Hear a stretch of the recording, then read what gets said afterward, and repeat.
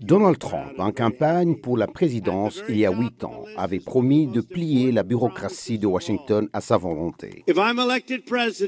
Si je suis élu président, nous allons assécher le marais à Washington.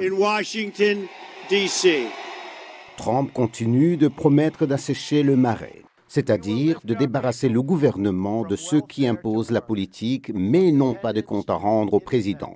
Il s'appuie désormais sur un plan élaboré par plus de 100 groupes conservateurs. Le projet 2025, publié par la Heritage Foundation, un organisme de droite, explique comment s'en prendre à l'État administratif. Le président de la Heritage Foundation, Kevin Roberts, prévient qu'il pourrait y avoir de la violence durant le processus de mise en œuvre du projet 2025. Nous sommes en train de vivre la deuxième révolution américaine qui restera sans effusion de sang si la gauche le permet.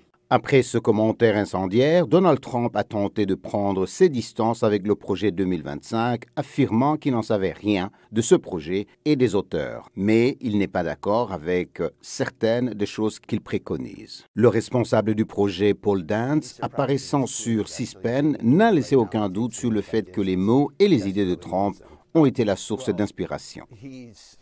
Il a été président pendant 4 ans, donc beaucoup d'idées sont issues de son travail original. Donc j'aime à penser que beaucoup de choses viennent de ce premier mandat de Trump. La VOA a demandé une interview à la Heritage Foundation. Le groupe de réflexion a indiqué qu'il ne pouvait pas mettre quelqu'un à notre disposition, mais a envoyé une déclaration par courrier électronique soulignant que le projet 2025 ne s'exprime pas au nom d'un candidat. Selon Will Marshall, président de l'Institut politique progressiste, le projet 2025 cherche à éliminer le contrepoids que les auteurs de la Constitution, tels que James Madison et Thomas Jefferson, ont mis en place en divisant le pouvoir entre les branches exécutives, législatives et judiciaires du gouvernement. Madison et Jefferson devraient se retourner dans leur tombe lorsqu'ils verront la quantité de pouvoir qu'ils veulent concentrer entre les mains du prochain président. Et si ce président se trouve être Donald Trump, alors c'est une sorte de cauchemar pour le pays, étant donné la façon dont il a abusé du pouvoir dans le passé. La campagne de réélection du président Joe Biden a fait du projet 2025 une cible privilégiée en créant un site web distinct consacré aux critiques à son encontre et en soulignant les réactions des médias libéraux.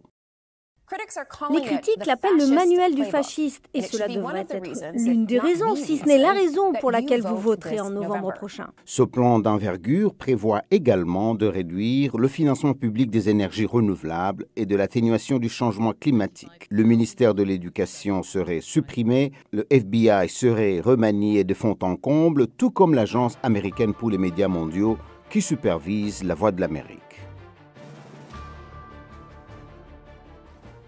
Nɛgɛ ɲɛ 17 bɛ Kindekaw fɛ yen.